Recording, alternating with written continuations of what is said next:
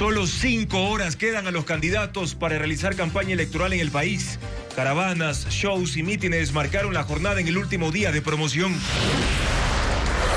En la primera jornada de voto anticipado, ejercieron su derecho hoy 1.400 de 6.200 presos sin sentencia en las 42 cárceles del país. El domingo, cada votante recibirá 4 papeletas de color café, melón, verde y rosado. Y Televistazo explica cuál corresponde a cada dignidad. ¿Cómo se erradica la corrupción que impregna a todo el Estado ecuatoriano? Televistazo revisa a fondo este problema que espera el próximo presidente del Ecuador. La jueza Nubia Vera inició el proceso para determinar si el gobierno cumplió la sentencia que ordena la reintegración de Verónica Abad como vicepresidenta con todas sus facultades. En el caso Purga, el ex juez del Guayas, Alberto Lino Tumbaco, acusó al ex asambleísta social cristiano Pablo Muentes de controlar la Corte de Justicia de Guayas y chantajearlo para lograr un fallo. El ISPOL denuncia que el exdirector de riesgos de la institución, John Luzuriaga, pese a tener orden de prisión en su contra, no fue detenido cuando llegó deportado desde los Estados Unidos. El reglamento de la ANT para permitir el retorno de los radares prevé un margen de tolerancia de entre 5 y 7 kilómetros antes de aplicar multas por exceso de velocidad. El INAMI emite una alerta por lluvias, tormentas y vientos en 23 provincias, desde hoy hasta el próximo martes. Además, el día con mayor precipitaciones será este domingo de elecciones. 24 horas después del anuncio del presidente Donald Trump de controlar Gaza, el ejército de Israel alista un plan para promover la salida de miles de palestinos, especialmente europeos. El jugador ecuatoriano Kenny Arroyo deja Independiente del Valle, que es el nuevo jugador de Besiktas de Turquía. No puedo verte triste porque me mata. Nuestro juramento de Julio Jaramillo es para la revista Billboard la 5ª mejor canción romántica para San Valentín. Buenas noches, amigos. Jueves 6 de febrero. Faltan 3 días para las elecciones generales 2025. Hoy finaliza la campaña electoral a la medianoche y los candidatos ya no podrán realizar actos proselitistas. Además, los presos cumplieron con su derecho al voto. Así, Ecuador se prepara para volver a las urnas este domingo. Bienvenidos a Televistazo Estelar.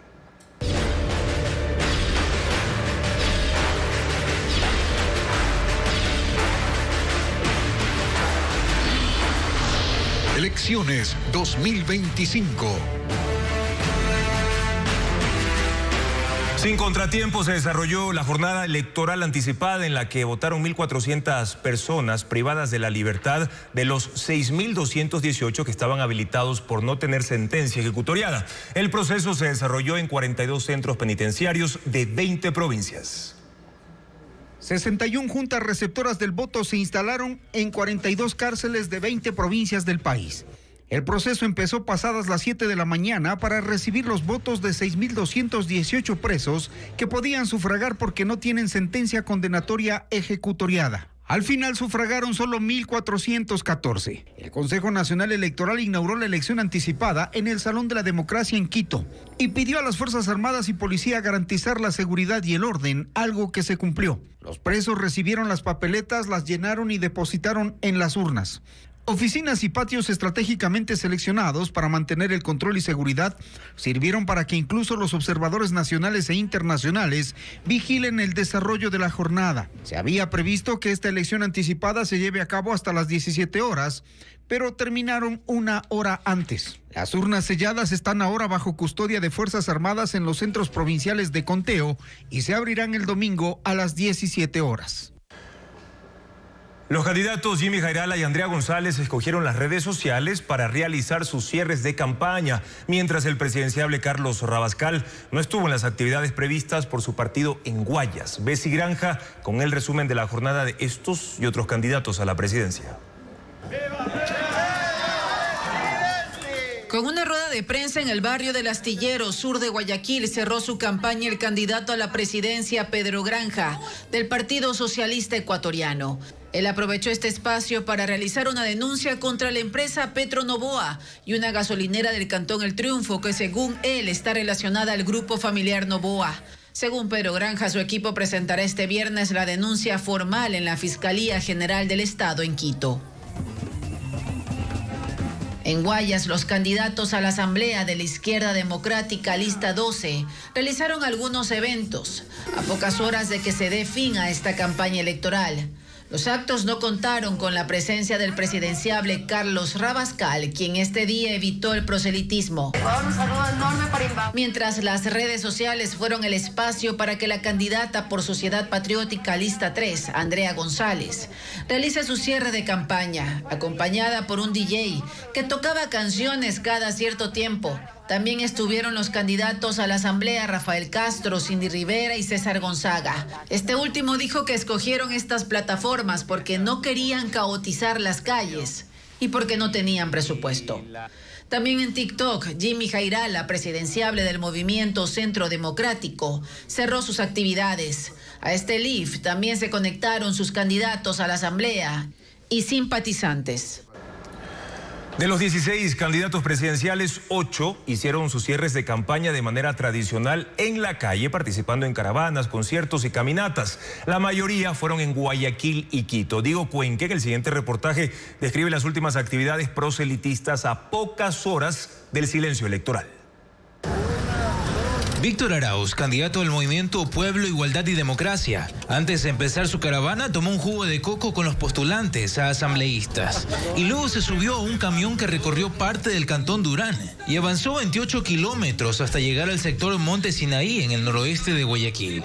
Habitantes se aglomeraron cerca de una tarima, donde los aspirantes dieron su discurso final. Pero también regalaron juguetes, electrodomésticos, camisetas, gorras de su organización política. Y a pesar de la lluvia, el show continuó. Daniel Noboa, candidato del Movimiento Acción Democrática Nacional, arribó a la ciudadela ferroviaria en Guayaquil para participar en una caravana que circuló 12 kilómetros hasta llegar al Guasmo sur de la ciudad. Pero Noboa no culminó todo el recorrido. Se retiró y avanzó hacia el cantón Naranjal para cumplir con una actividad similar. Ya al finalizar la tarde viajó a Quito, donde se realiza el cierre definitivo de su campaña. En las 3 ciudades hubo show artístico. Regalaron camisetas y los cartones con la imagen de Noboa. ¿Quién no ha sentido? Luisa González, candidata del movimiento Revolución Ciudadana, participó en una caravana con taxistas de Guayaquil. Con ellos recorrió 7 kilómetros hasta llegar al centro de la ciudad, donde se instaló una tarima. En medio de la lluvia, una multitud de personas que vestían de blanco con celeste la recibieron y escucharon el discurso final de la candidata, que se centró en atacar al candidato oficialista. El show terminó con la presentación de artistas nacionales. Felipe Tillería, candidato del movimiento Avanza, realizó su última actividad en el centro sur de Guayaquil. En la avenida Quito y Gómez Rendón, arribó donde un grupo de simpatizantes lo esperaban con banderas, con quienes salieron a recorrer la ciudad en una caravana, pero luego se subió a un bus urbano para describir sus propuestas y convencer a la gente que voten por él. Enrique Gómez, candidato del movimiento Suma, también llegó a los exteriores del Parque Samanes en Guayaquil. Desde ahí recorrió otras ciudadelas del norte, como Vergeles, Guayacanes, y luego fue hasta Zamorondón. Lo hizo en una caravana acompañado de un grupo de simpatizantes que flameaban banderas de la organización.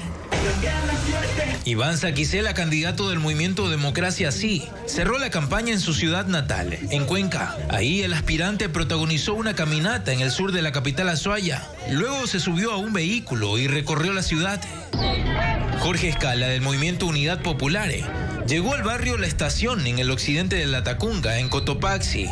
El postulante caminó 15 cuadras del centro histórico, acompañado de una multitud de simpatizantes que portaban banderas rojas de la organización política. El recorrido culminó en la plazoleta San Sebastián, donde se levantó una tarima para el discurso final. Juan Iván Cueva, candidato del movimiento Amigo, arribó a Machala para participar en una caminata en compañía de simpatizantes que vestían de blanco. Algunos lo acompañaron en vehículos para recorrer el centro de esa ciudad orense. Esas fueron las últimas actividades proselitistas, a 5 horas de que empiece el silencio electoral. Y más adelante tendremos los cierres de campaña de otros candidatos presidenciales a pocas horas de que arranque el silencio electoral. Y desde esta medianoche precisamente arranca ese proceso, pero la campaña no se detendrá en las redes sociales. De hecho, el Consejo Electoral debe realizar los controles en las plataformas digitales según la última sentencia del Tribunal Contencioso Electoral. Paul Romero con el informe. La campaña electoral en redes sociales no se detendrá. Desde esta medianoche inicia el silencio electoral, pero el Consejo Nacional Electoral no controlará el contenido de la campaña en plataformas digitales hasta el domingo, día de las elecciones. Esto pese a que existe una sentencia del juez del Tribunal Contencioso Electoral, Fernando Muñoz, cuando destituyó a 4 integrantes del Consejo de Participación Ciudadana de la llamada Liga Azul por promoción electoral indebida en redes sociales, que obligó al CNE a controlar este tipo de campaña.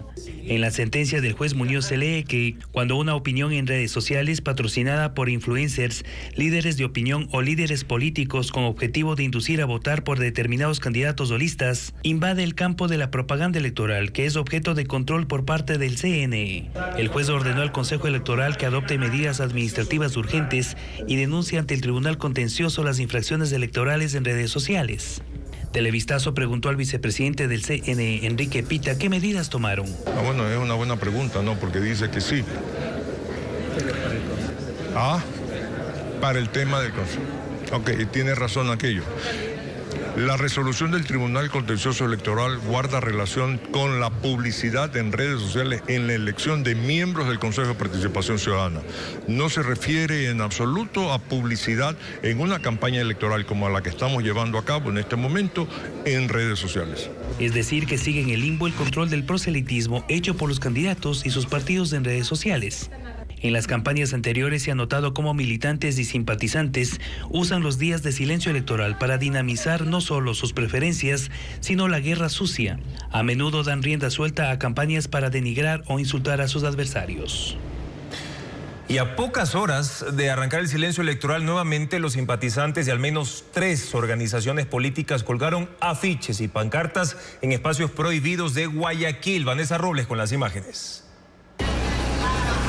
Con el pretexto del cierre de campaña de la candidata correísta Luisa González, carteles con su imagen fueron colgados en los postes que rodean las inmediaciones del registro civil, en las calles Pichincha y 9 de octubre. En otros afiches que se colgaron en los alrededores del malecón Simón Bolívar, se observa al aspirante González con Raúl Chávez, candidato a la Asamblea Nacional por el Movimiento Reto. La propaganda está en una zona regenerada del centro de la ciudad, y esto es prohibido según ordenanza municipal. No cumplir con la normativa puede generar una multa equivalente hasta de 20 salarios básicos unificados para las organizaciones políticas y una multa de hasta 10 salarios básicos para las candidatas y candidatos a elección popular.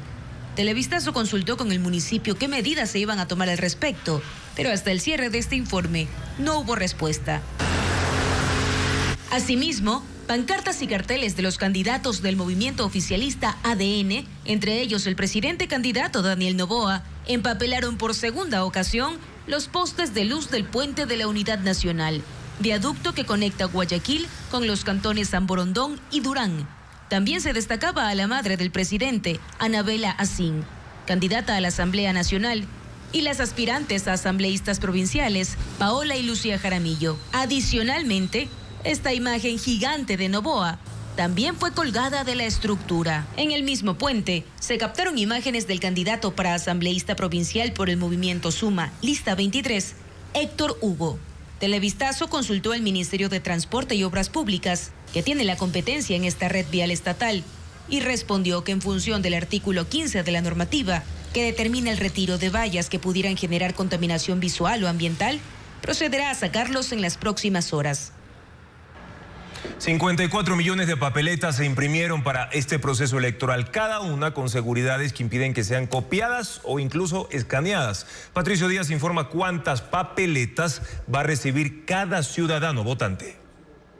Las 54 millones de papeletas para estos comicios están impresas y en proceso de distribución. El domingo cada ciudadano recibirá 4. Una café con los 16 binomios presidenciales. La segunda, color melón, con los candidatos asambleístas nacionales. La tercera, verde, para elegir a los asambleístas provinciales. Y una rosada, donde están los postulantes al Parlamento andino. Cada una tiene medidas de seguridad para que no puedan ser falsificadas o se les dé mal uso. La primera es la protección anticopia y antiescáner, que son líneas o patrones que aparecen si se la trata de reproducir o clonar. Otra es microtexto o microíconos, imperceptibles a simple vista y que requieren lupas especiales para ser verificados. La tercera es tinta de seguridad invisible, con reacción a luz ultravioleta. Tienen además un código QR con la información del documento. Hay otras seguridades que son reservadas para el Consejo Electoral y las autoridades en el caso de identificar una irregularidad o intento de falsificación. El Código Integral Penal sanciona con entre 6 meses a 2 años de prisión a las personas que sustituyan fraudulentamente papeletas de votación o las sustraigan. En el caso de la falsificación, la pena va de 5 a 7 años. La jueza Nubia Vera dará seguimiento a su fallo a favor de Verónica Abad para constatar si el gobierno cumplió o no con las medidas ordenadas. Los abogados de la vicepresidenta denuncian que se ha desacatado la sentencia, como le informa Jacqueline Rodas. La jueza Nubia Vera, que en diciembre pasado concedió una acción de protección a la vicepresidenta Verónica Abad, va a comprobar si el gobierno ha cumplido o no con su sentencia. Vera ordenó, entre otras medidas, la inmediata reintegración de Abad en su calidad de vicepresidenta con todas sus facultades constitucionales, que ningún acto administrativo posterior evite la restitución al cargo, disculpas públicas de la ministra de Trabajo Ivonne Núñez en cadena nacional por medios televisivos y radiales, y colocar una placa en el Ministerio de Trabajo. Los abogados de Abad solicitaron a la jueza que llame a audiencia para que compruebe que el gobierno desacató su fallo. Nubia Vera aceptó la solicitud y convocó a las partes para este viernes. La diligencia se transmitirá en vivo por YouTube. Según la ley, la jueza debe emplear todos los medios para ejecutar la sentencia. Incluso podrá disponer que intervenga la policía o dictar nuevas medidas. El reiterado incumplimiento puede derivar en un proceso penal o en la destitución. El ejército de Israel alista un plan para permitir la salida de miles de palestinos que quieran abandonar la Franja de Gaza y migrar a otros países, especialmente europeos. El ministro de Defensa israelí ha dado instrucciones para coordinar flujos migratorios voluntarios a través de pasos terrestres o salidas por aire y mar. Pedro Jiménez con el reporte. El plan surge como consecuencia de la iniciativa del presidente de Estados Unidos, Donald Trump, que piensa que la reconstrucción de Gaza después de la guerra va a necesitar que mucha gente se vaya de ahí y se establezca en sitios apropiados mientras se recupera la zona. El ministro de Defensa israelí, Israel Katz, dice: he dado instrucciones de preparar un plan que permita a cualquier residente de Gaza que lo desee ir a cualquier país que quiera aceptarlos. Un plan que incluirá opciones de salida a través de pasos terrestres y coordinaciones especiales para movilizaciones por mar y por aire. Katz agrega un ingrediente político y desafía a países europeos a recibir a migrantes gazatíes cuando dice que si naciones como España, Irlanda o Noruega, que han reconocido a Palestina como Estado, rechazan acogerlos, su hipocresía quedará al descubierto después de que criticaron las acciones de Israel en la guerra contra el grupo Hamas, aunque también naciones como Egipto y Jordania rechazan la idea. Pero eso no es todo, porque en la visión de Israel, el futuro del enclave palestino es el de una franja de Gaza desmilitarizada y libre de amenazas, un proceso que reconocen que tardará años en concretarse. Y en un alcance a sus declaraciones del miércoles durante la visita del primer ministro de Israel, Benjamín Netanyahu, a Washington, Donald Trump aclaró que la idea es que Israel entregue la Franja de Gaza a Estados Unidos al finalizar los combates, que mucha gente será reasentada en sitios seguros, y esta mañana en redes sociales escribió: Estados Unidos, trabajando con grandes equipos de desarrollo de todo el mundo, comenzaría lenta y cuidadosamente la construcción de lo que se convertiría en uno de los mayores y más espectaculares desarrollos de su tipo en la Tierra. Ningún soldado de Estados Unidos sería necesario. En la Franja de Gaza hay 2.400.000 habitantes, de ellos más de 1 millón son desplazados internos y han rechazado toda posibilidad de irse. Han dicho que se quedarán en sus tierras mientras se reconstruye el lugar. De ser obligados, según Naciones Unidas, el desplazamiento forzoso de gazatíes equivaldrá a una limpieza étnica. Estados Unidos arrestó a 100 indocumentados, todos miembros de la pandilla Tren de Aragua. Ocurrió durante las redadas en Aurora y Denver, estado de Colorado. Algunos residentes apoyaron el operativo, pero otros se mostraron alarmados y aseguran que se sintieron intimidados por los agentes. Las imágenes con Iliana Suárez. Fue una operación conjunta del Servicio de Inmigración y Aduanas, la DEA y otras agencias federales para capturar a 100 miembros de la pandilla venezolana Tren de Aragua en Colorado, Estados Unidos. Llegaron en vehículos blindados para uno de sus objetivos en Aurora, el complejo de apartamentos The Edge, un lugar supuestamente tomado por esa banda delictiva, de acuerdo a videos en redes sociales que circularon el año pasado. Las imágenes muestran a detenidos, esposados y llevados a los buses. Los ciudadanos afirman que la policía fue de casa en casa, tocando puertas, buscando a cualquier persona que estuviera en el país, como indocumentado. Otro equipo de oficiales allanó un gran complejo de apartamentos en el sureste de Denver, donde usaron granadas aturdidoras. We're very scared. We're heartbroken. Hannah Stickline, que vive en uno de los edificios, dijo que llamaron a su puerta y al abrir había 6 agentes fuertemente armados que le exigieron ver su identificación y luego le pidieron que les señalara dónde había indocumentados, pero ella se negó. Varios vecinos salieron a las calles y al ver que se llevaban arrestado a un hombre, le gritaron que pida un abogado, pues tiene derechos. ¡No firmes nada! El Servicio de Control de Inmigración y Aduanas indicó que buscan a criminales peligrosos que cumplieron sentencias en prisión y fueron excarcelados, pero que los centros penitenciarios de la ciudad de Santuario no colaboran con ellos informándoles qué día quedan libres para proceder con su detención y deportación inmediata, por lo que deben hacer estas redadas.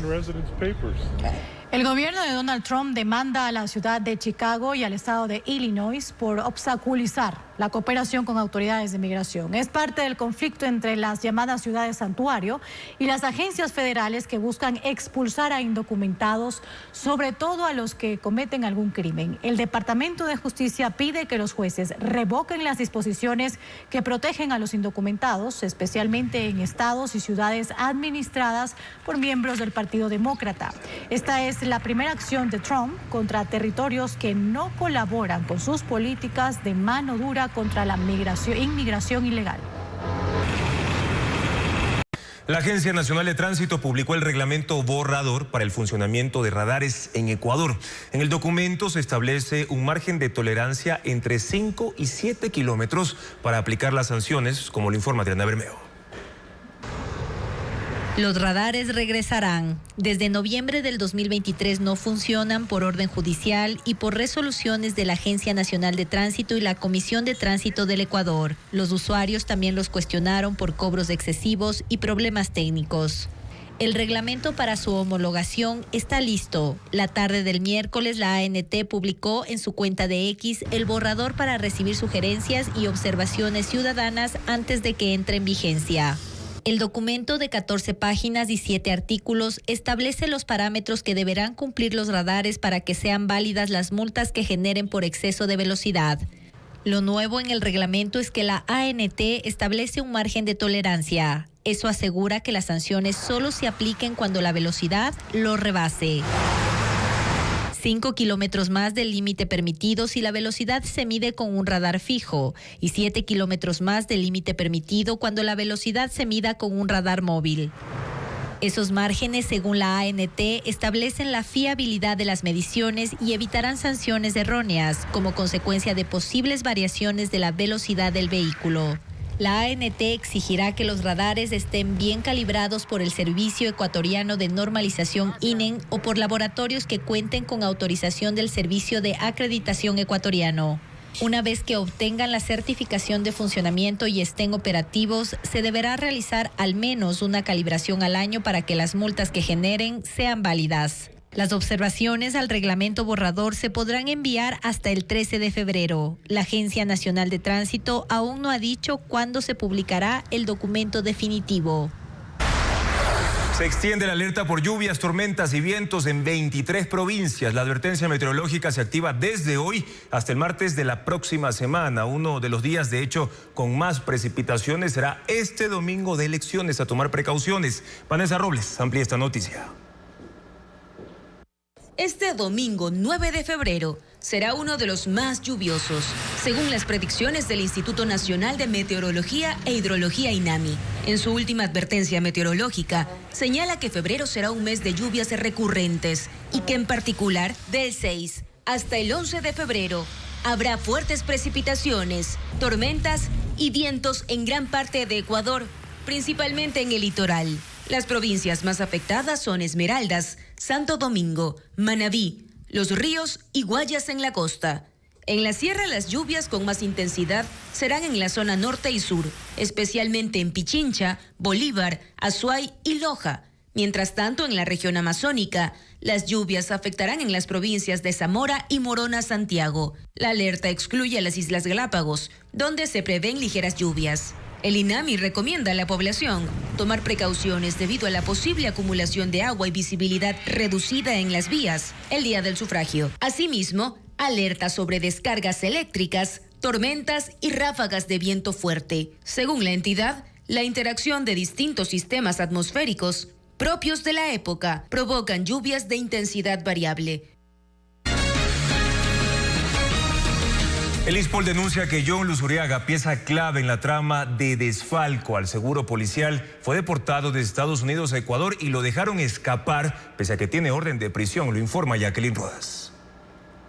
Las autoridades ecuatorianas dejaron escapar a John Luzuriaga, exdirector de riesgos del Seguro Social de la Policía Nacional. El Consejo Directivo del ISPOL denunció que pese a tener orden de prisión, en noviembre pasado Luzuriaga fue deportado por Estados Unidos, pero al llegar a Ecuador no fue detenido. Hasta el momento no hay claridad sobre quién permitió la fuga de Luzuriaga. El ISPOL emprende acciones en contra del Consejo de la Judicatura para que se investigue el hecho y se sancione a los responsables. Presumen que el juzgado no emitió el oficio a migración.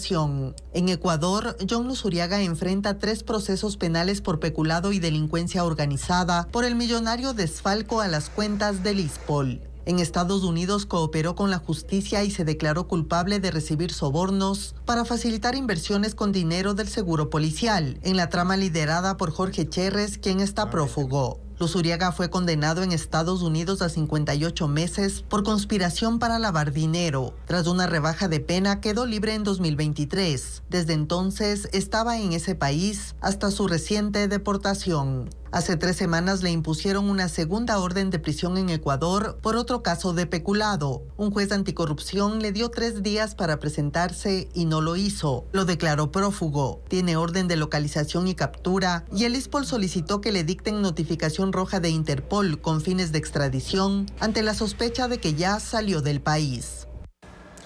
La entrega de créditos en el sistema financiero nacional continúa con su tendencia de contracción que va acompañada por la falta de apetito de los clientes, quienes requieren menos dinero a bancos y también a las cooperativas. En el siguiente informe les contamos los motivos del endurecimiento de las condiciones para la concesión de créditos y hacia dónde apuntan las entidades financieras para colocar su liquidez. El sistema financiero ha incrementado su liquidez en el último año y pese a ello se evidencia una contracción en la concesión de créditos.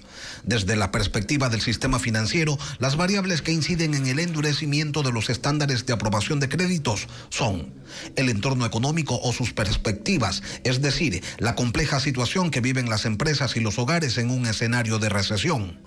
El riesgo que perciben las entidades financieras en la cartera de sus clientes, que no es otra cosa que la posibilidad de que no se paguen esas deudas. El tercer lugar varía dependiendo a quién se lo pregunten. La banca coloca en ese sitial la tolerancia al riesgo de la entidad. Unas exigen más garantías que otras o son más rígidas a la hora de calificar a sus clientes. Mientras que, en el caso de las cooperativas, le dan mayor relevancia a los cambios normativos.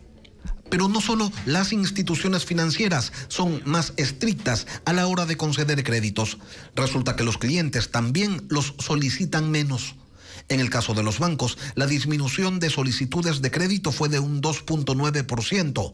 En las cooperativas la contracción es mucho mayor y llegó a un 23.4%.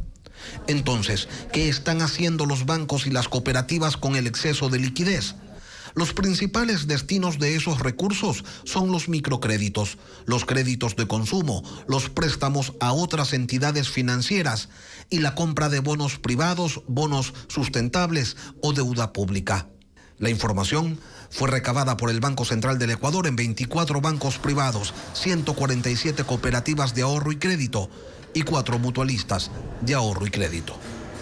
El presidente colombiano Gustavo Petro enfrenta una ola de renuncias luego de un polémico Consejo de Ministros que fue transmitido en vivo en cadena nacional. La reunión, que debía tratar la crisis por los recientes ataques de la guerrilla, se centró en críticas por la falta de resultados y en riñas entre los miembros del gabinete, inconformes además con polémicos nombramientos en el círculo íntimo de Petro. Un resumen con Merlis González. ¿El presidente no se le hace caso en este gobierno? La programación habitual de los canales colombianos fue suspendida para la transmisión de un Consejo de Ministros que dejó en evidencia un tenso ambiente político en la Casa de Nariño. Y eso no es sino porque los ministros primero no creen en el presidente y en su proyecto, o sea, son postizos. Fueron 6 horas de críticas de Petro a su gabinete por la falta de resultados y de riñas entre ministros que quedaron al descubierto. Principalmente el rechazo a los miembros más recientes. Y no me parece en este gobierno las actitudes de Laura Sarabia con nosotros, conmigo, que me ha tocado decirle, respéteme, que soy la vicepresidenta. Dijo Francia Márquez sobre la recién nombrada canciller Laura Sarabia, persona de total confianza del presidente Petro, que escaló rápidamente en la política desde la campaña en 2022, pasando de manejar la agenda del presidente a la diplomacia del país a sus 30 años. Y no me parece, y respeto a Benedetti, pero no comparto, presidente, traer a este gobierno, a estas personas. Replicó Márquez en referencia al nuevo jefe de gabinete, Armando Benedetti. Un funcionario incómodo cercano a Petro, ex embajador en Caracas, que en unos audios amenazó con divulgar secretos sobre personajes implicados en el financiamiento de la campaña presidencial. Petro lo separó en 2023, pero ahora lo tiene nuevamente a su lado. Benedetti enfrenta 7 procesos judiciales por corrupción y violencia de género.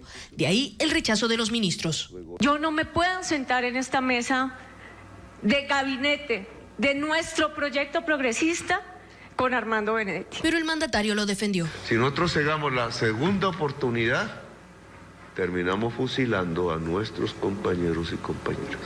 El tenso consejo desató una ola de renuncias en el gobierno. Hasta la tarde de este jueves se fueron el director del Departamento Administrativo de la Presidencia de la República, los ministros de Cultura y Ambiente, así como el director de Riesgos y el embajador en Argentina.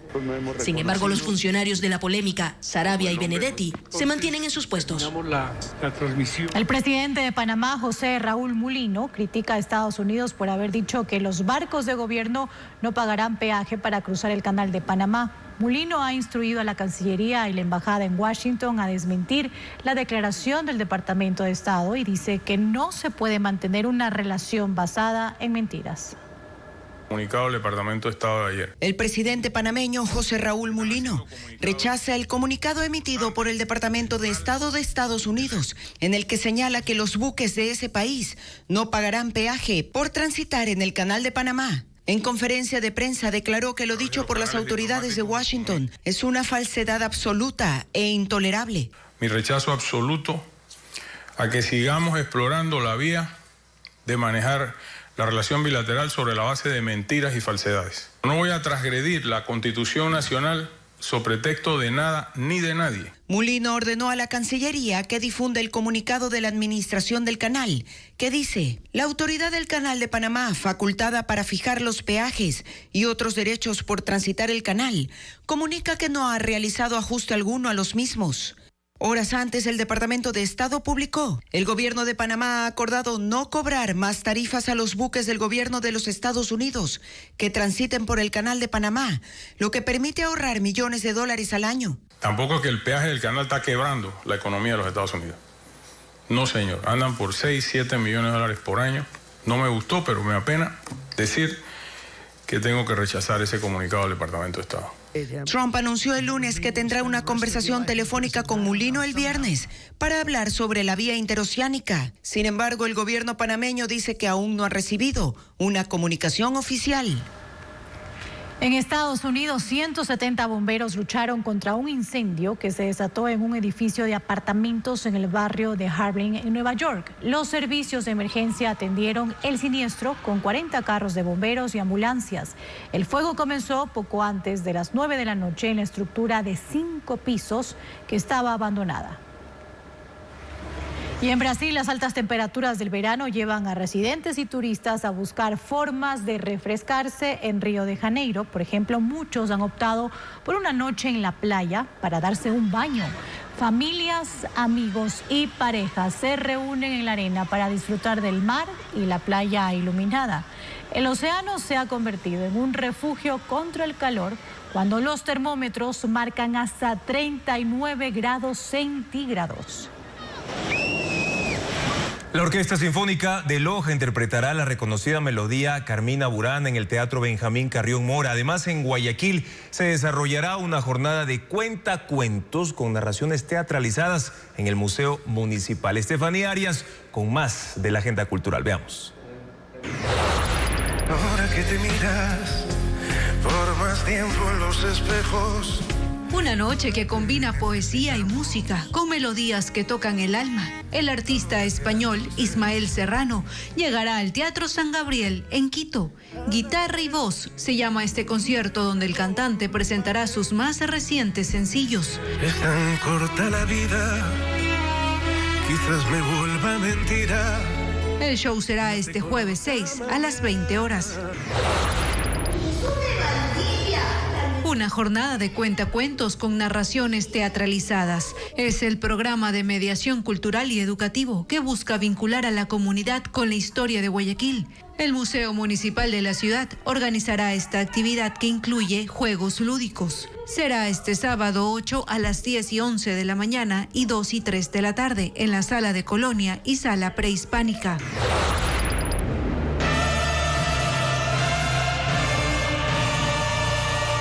Una de las obras más impresionantes de la música coral será interpretada por la Orquesta Sinfónica de Loja, junto a 5 agrupaciones de coros y 3 solistas invitados. Carmina Burana, del compositor alemán Karl Orff, se presentará en el Teatro Benjamín Carrión Mora, en Loja. El espectáculo será el viernes 7 a las 20 horas. El ex juez de Guayas, Alberto Lino Tumbaco, acusó a Pablo Muentes de chantajearlo para conseguir una sentencia a su favor. Esto sucedió en el segundo día del juicio del caso Purga. En la sala se conoció el testimonio anticipado del ex magistrado. Francisco Garcés ha seguido la diligencia.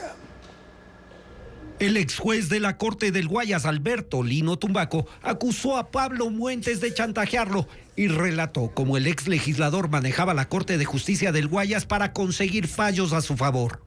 Su testimonio fue expuesto en el segundo día de la audiencia de juicio en el caso Purga. Lino Tumbaco narró cómo Muentes logró un fallo para que el Banco del Pacífico le pague $4 millones. El 20 de julio del 2023, según él, la presidenta de la Corte, Fabiola Gallardo, y Mayra Salazar le llevaron a la casa de Muentes y él le explicó lo que necesitaba.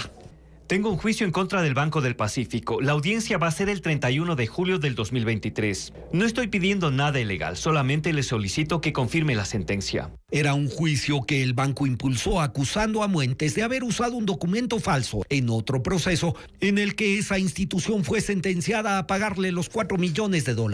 Al día siguiente, el juez fue llevado nuevamente a casa de Muentes. Le explicó que aún no había leído el expediente, lo que, según su testimonio, ocasionó una reacción airada del ex asambleísta social cristiano.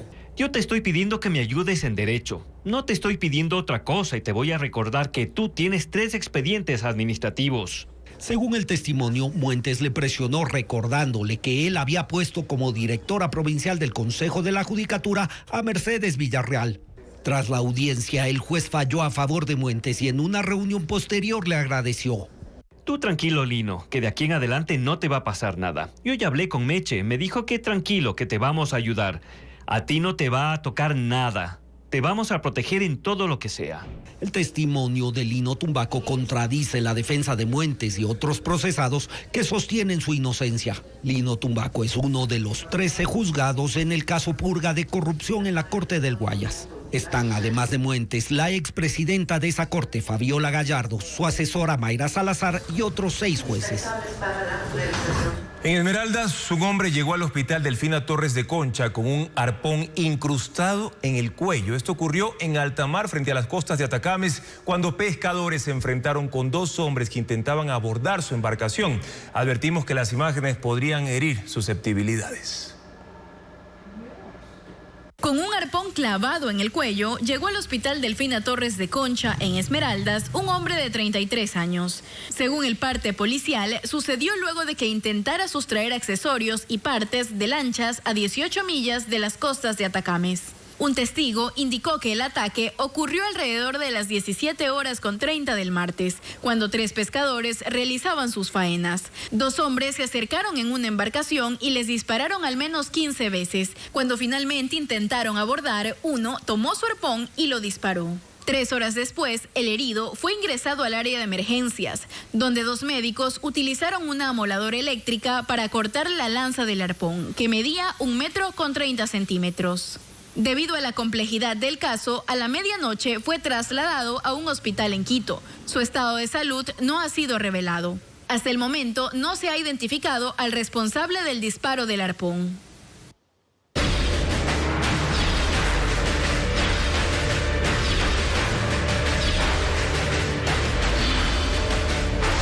Elecciones 2025, la guía de este domingo. El temor por las deportaciones limitará la presencia de electores en los Estados Unidos. Ecuatorianos consultados por Televistazo dicen que evitarán salir este domingo, día de los comicios. Paul Romero con el informe. El temor a las deportaciones desde Estados Unidos genera incertidumbre en los electores ecuatorianos habilitados para votar en las elecciones presidenciales y legislativas de este domingo.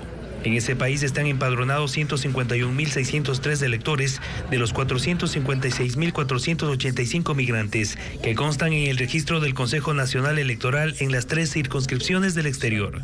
Desde el 20 de enero, cuando asumió el mandato, el presidente Donald Trump aceleró las deportaciones y empeoró la condición de los migrantes indocumentados. Marina Ana Luisa vive en Estados Unidos hace 30 años y ha sufragado en todos los procesos electorales desde el 2012.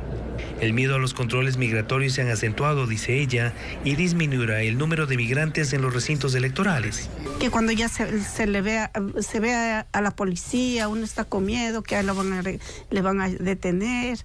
Y más que todo por los hijos, los niños que están aquí, ellos son los que van a sufrir mucho la ausencia de los padres. Ecuatorianos consultados por Televistazo que viven en Nueva York y Nueva Jersey admiten que su vida cambió con la radicalización de la política migratoria de Trump.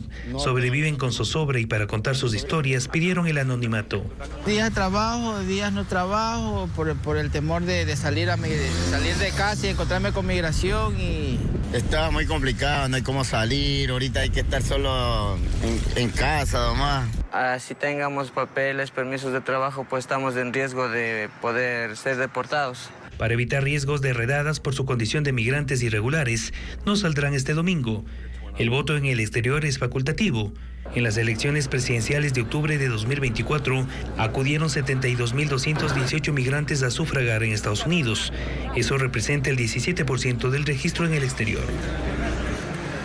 Los estudiantes de las unidades educativas que son recintos electorales no tendrán clases presenciales durante 2 días. Además, este fin de semana los ecuatorianos que aún no cuentan con su cédula de identidad podrán hacer el trámite para obtenerla. Luis Alfredo Zúñiga con más información.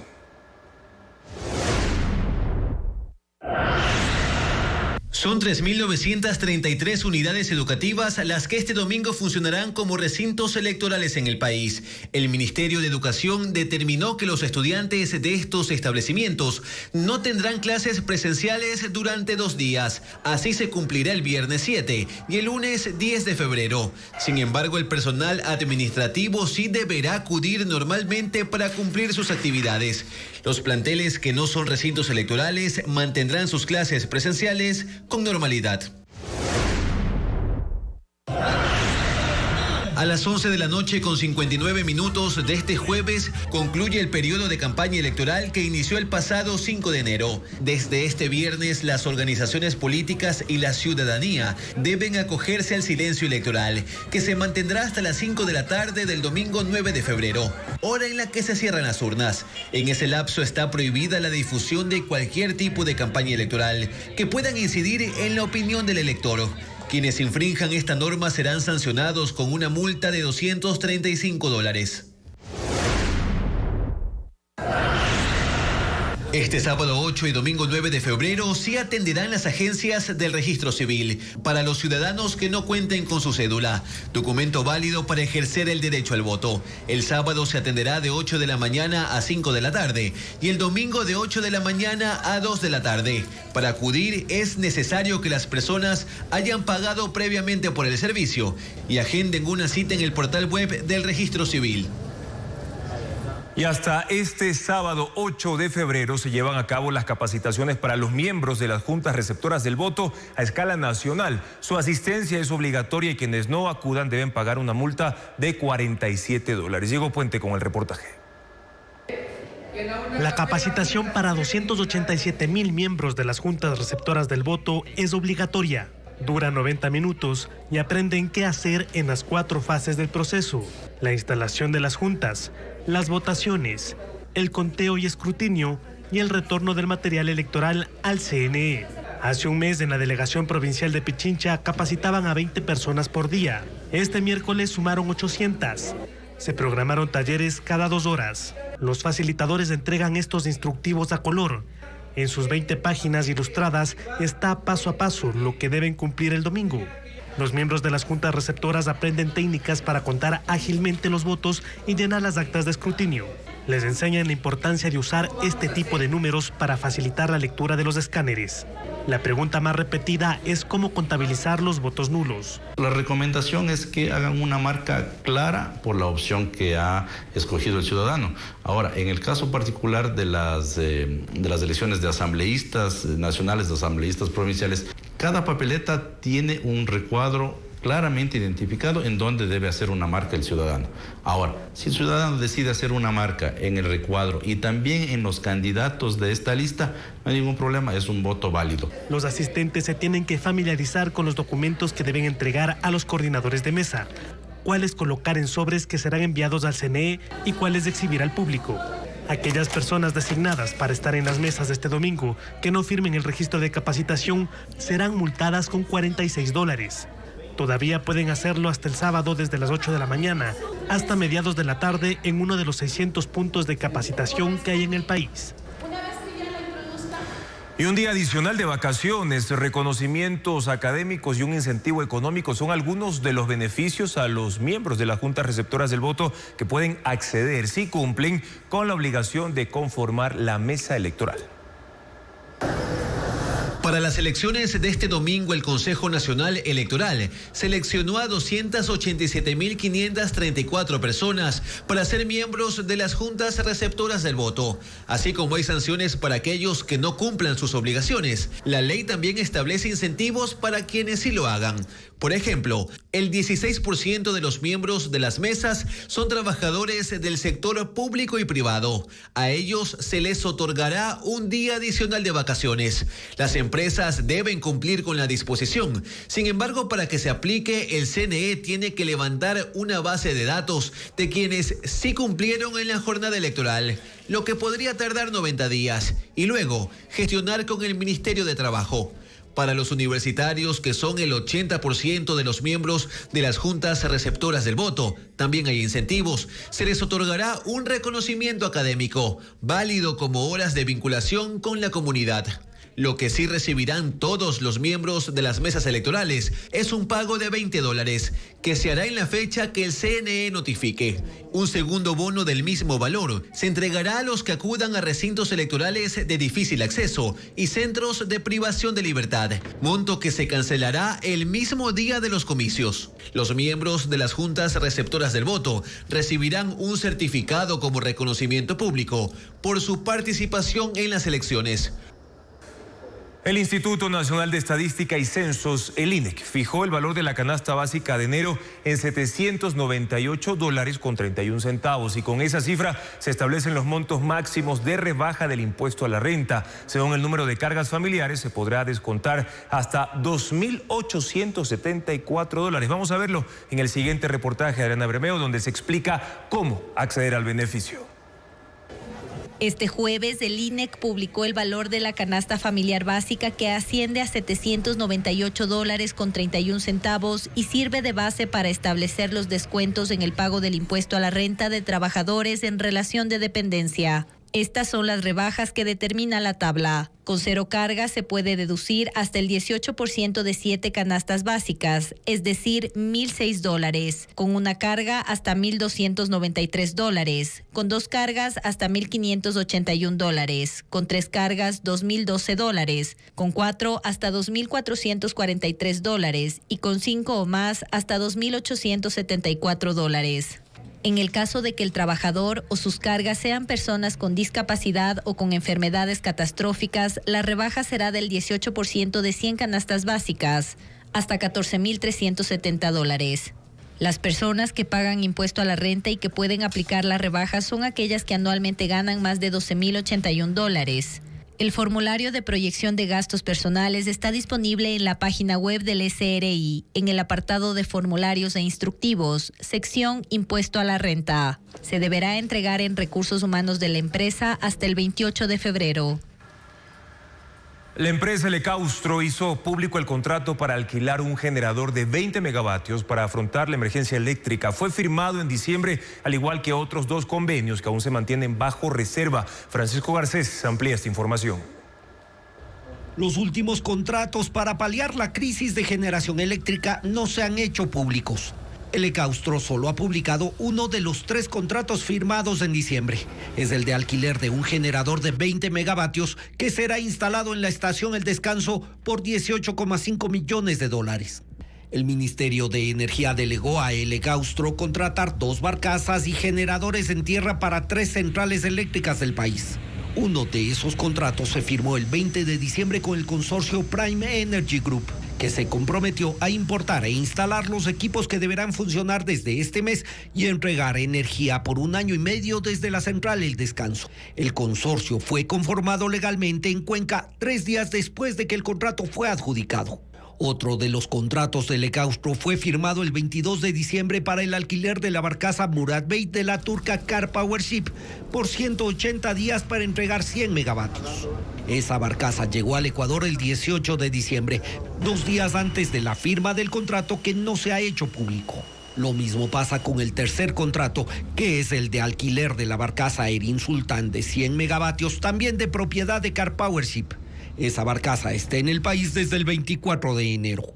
La empresa del Austro ni el Ministerio de Energía han informado del avance de los contratos para el alquiler de 260 megavatios que deben generarse desde Pascuales, ni de la contratación de otros 14 megavatios para la central El Descanso, también delegados a Elecaustro.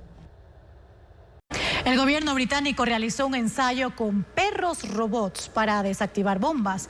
Además, la Agencia Espacial de Japón lanzó el cohete Insignia H3, que transportaba un satélite de localización.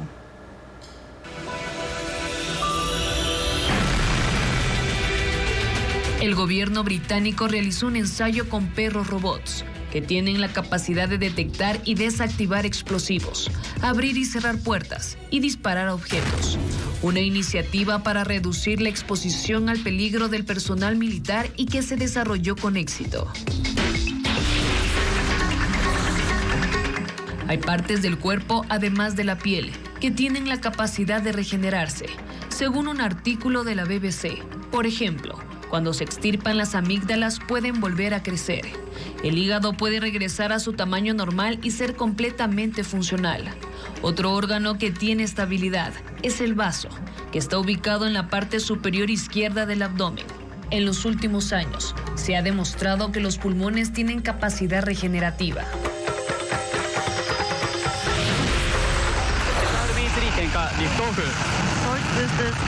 La Agencia Espacial de Japón lanzó su cohete insignia H3, que transportó un satélite de localización, que sirve para mejorar la precisión de la información de ubicación para teléfonos inteligentes.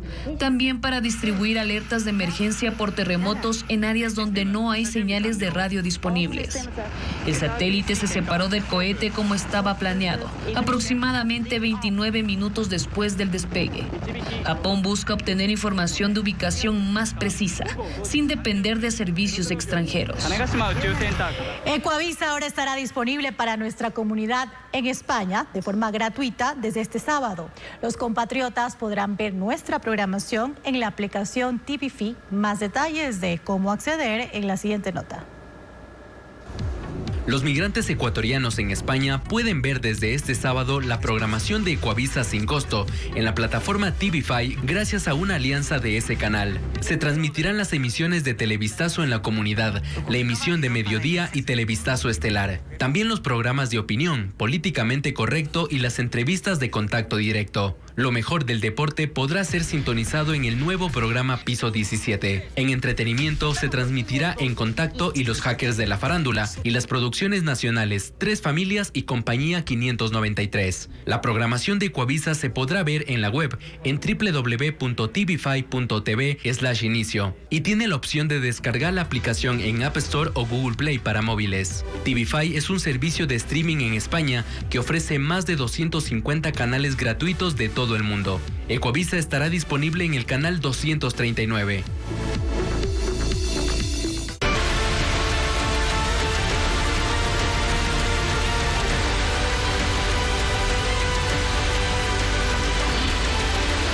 Elecciones 2025. Los problemas urgentes del país que esperan al siguiente gobierno. Otros 4 candidatos presidenciales organizaron sus cierres de campaña con caravanas y conciertos, pero esta vez la mayoría en Quito. Diego Cuenca describe las actividades proselitistas a menos de 4 horas de que empiece el silencio electoral en todo el país. Henry Kronfle, candidato del Partido Social Cristiano PSC, también cerró su campaña en Guayaquil. Lo hizo en un mitin político en el sector de La Florida, en el norte de la ciudad. Cientos de simpatizantes lo recibieron a Kronfle, quien estuvo acompañado de Jaime Nebot, líder de esa organización política. En su discurso, una vez más destacó que su plan de gobierno busca recuperar la seguridad, la educación y el empleo. En Quito, Henry Cucalón, del movimiento Construye, llegó a Carapungo para realizar una minga de limpieza junto a simpatizantes con quienes limpiaron las aceras, pintaron los bordillos, recolectaron basura y hasta podaron el césped de uno de los parques. Todo eso mientras conversaban con los habitantes de esa comunidad para describir sus propuestas en el último día de campaña. Finalmente pintaron un mural de una mariposa y junto a esa imagen sellaron el logo de su movimiento político. Francesco Tabaqui, candidato del movimiento Creo, cerró su campaña en el sector Solanda, en el sur de Quito. Dentro de un coliseo instalaron un escenario para un show artístico, donde también dio su discurso final, en compañía de otros candidatos para la Asamblea Nacional. Leonidas Issa, candidato del movimiento Pachacutic, participó en una caravana que recorrió 10 kilómetros hasta llegar a la Plaza Quitumbe, donde se levantó una tarima en el sur de la capital. Hubo artistas nacionales y en medio del show presentaron a los candidatos a asambleístas de esa organización indígena y a su aspirante Leonidas Issa. Por el mes de San Valentín, Billboard lanzó una lista con las 50 mejores canciones de amor en español y en los primeros lugares está un tema de Julio Jaramillo. Y la música de los mexicanos Elefantes sigue también vigente después de 30 años y lanzan el sencillo ¿Qué noche? La de anoche.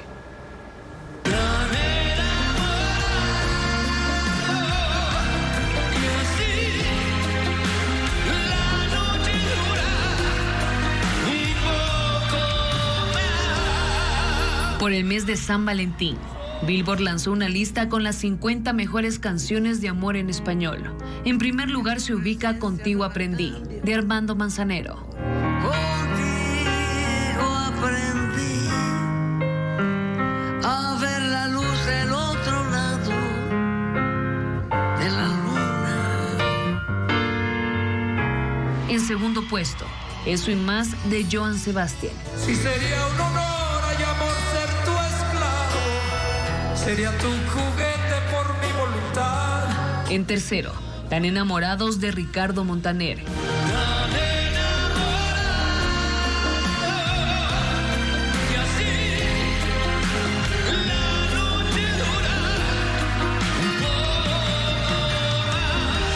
En cuarto lugar, Eres de Café Tacuba. Este mundo eso eres. Y en quinto puesto, Nuestro Juramento de Julio Jaramillo. Es de muertos amarnos más. Gracias por habernos acompañado. Mañana en Contacto Directo, Leonardo Lazo, experto en comunicación política, analizará por qué la campaña electoral no entusiasmó al electorado. Además, Andrea Gudelo, jefa regional del área de corrupción y delitos económicos de la Oficina de Naciones Unidas contra la Droga y el Delito, indicará los sistemas de otros países que limitan o impiden la corrupción y que podrían ser imitados. Aquí en Ecuador, amigos, las noticias también continúan minuto a minuto con información actualizada en ecuavisa.com. Buenas noches.